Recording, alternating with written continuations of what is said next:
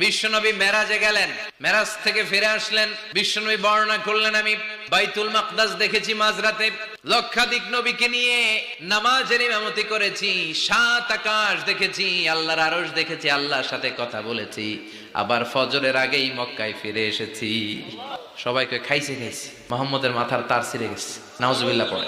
আবু জাহেল, উতবা, সাইবা সবাই মিলে একটা সুযোগ পেল, বললো এতদিন আমরা আবু বকররে বুঝাইতে পারি না, আজকে মোহাম্মদ যে গামজাখুরি কথা বলে এটা বললে আবু বকররে আমাদের দলে নিয়ে আসা যাবে।